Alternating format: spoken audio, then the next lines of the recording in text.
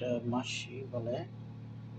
বন্ধুরা এখানে দেখবেন, লাইক কমেন্ট করবেন।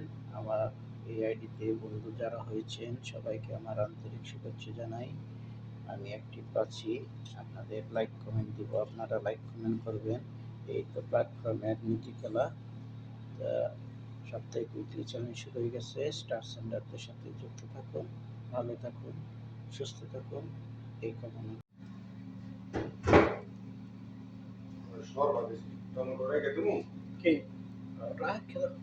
মিটটা দিয়ে দেবেন।